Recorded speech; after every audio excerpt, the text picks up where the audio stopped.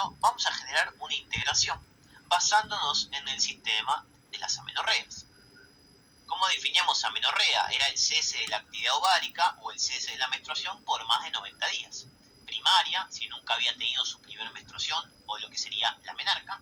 O secundaria, si alguna vez la tuvo y ahora dejó de tenerla.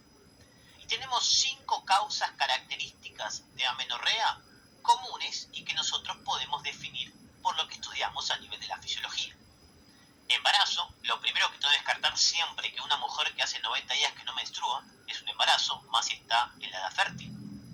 Hiperprolactina, el exceso de prolactina me generaba amenorrea. Una situación de hipo o hipertiroidismo, el exceso, la disminución de hormonas tiroides me puede generar una amenorrea. Alteraciones a nivel del tejido adiposo o del peso corporal, relacionado con la función que tenía la leptina a nivel del eje sexual, me puede causar amenorrea. Y el estrés crónico, el aumento de la liberación de SRH, me puede generar también causa de amenorrea. Por lo tanto, estas son las 5 causas de amenorrea que tenemos o que vimos a lo largo del endocrino y vamos a hacer como repaso un desarrollo de por qué se produce cada una de estas. Como el concepto del embarazo, obviamente, aparece el sistema del cuerpo lúteo que se encargaba de mantener al endometrio.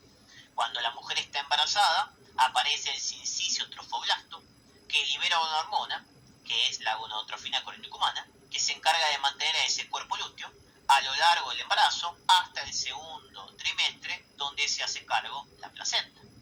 Por lo tanto, lo interesante es que en el embarazo yo puedo evaluar esa gonadotrofina chorionic-humana gracias a lo que sería el test de embarazo, en el cual yo mido esta hormona, específicamente la subunidad beta, la alfa era la que compartía con las otras hormonas de tipo glucoproteicas, y tiene su pico en la semana 8 y 12. Por lo tanto, yo mido en el sistema del embarazo la GHC para poder confirmarlo, ya que ese cuerpo lúteo se está manteniendo gracias al sincicio trofoblasto.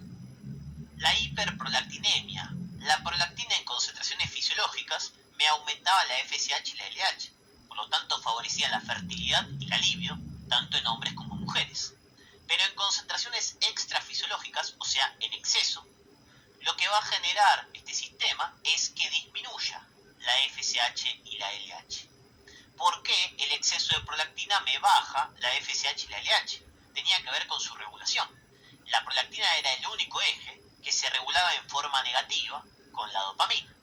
Si yo tengo un exceso en la liberación de prolactina, que puede ser por un tumor o por alguna causa fisiológica, ¿qué va a hacer mi sistema? Para tratar de regular los niveles altos de prolactina, va a aumentar aún más a su regulador negativo. Aumenta tanto la dopamina para tratar de controlar a la prolactina, que esa dopamina indirectamente me disminuye los niveles de FSH y de LH y de la GnRH. De esa manera, al disminuir la FSH y la LH, la mujer va a tener como consecuencia la amenorrea, porque no se puede desarrollar correctamente el folículo y no voy a poder generar el pico para producir lo que sería la ovulación, con diferentes causas que pueden ser o fisiológicas, patológicas o farmacológicas. Alteraciones a nivel de las hormonas tiroides, en un hipotiroidismo o en un hipertiroidismo. El principal, que se puede explicar fisiológicamente, es el hipotiroidismo, primario o secundario. Al tener, por ejemplo, un hipotiroidismo primario, yo tengo un problema a nivel de la glándula. Por lo tanto, como no tengo hormonas tiroides, pierdo el feedback negativo, lo que hace que deje de regular en menos a la TSH y a la TRH. Me aumenta la TSH y me aumenta la TRH. Hasta acá, todo normal.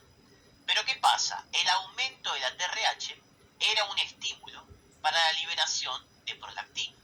Por lo tanto, si hay mucha TRH, voy a liberar mucha prolactina.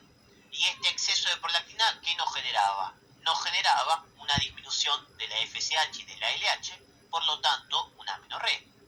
Así que una disminución de hormonas tiroides por una causa primaria o secundaria que me dé como consecuencia un aumento de la TRH, me va a generar un exceso de prolactina y de esa manera concurre la amenorrea.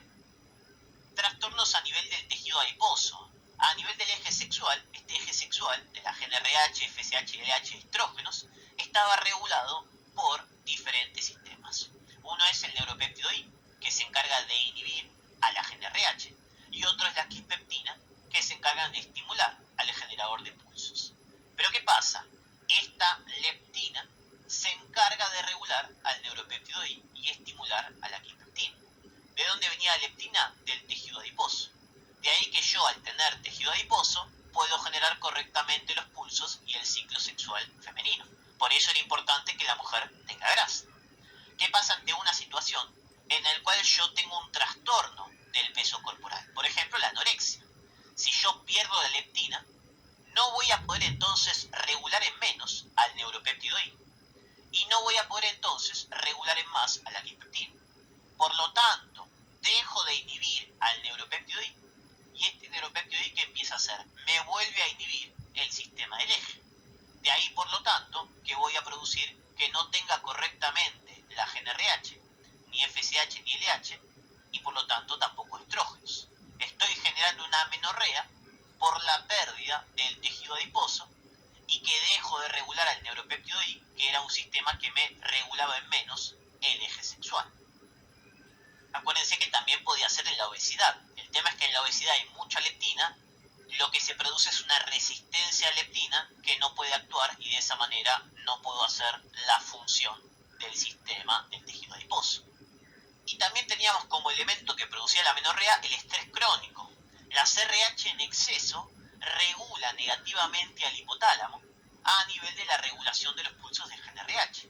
De ahí que una persona que esté muy estresada tiene elevada la CRH y genera que la persona no menstrue. Por eso una de las causas comunes para no menstruar tiene que ver con el sistema del estrés. Con eso cerramos este pantallazo para que veamos un poquito y volvamos a repasar las diferentes causas del sistema de amenorrea. Fíjense cómo todo esto se integra. No lo vemos por separado, sino que lo vemos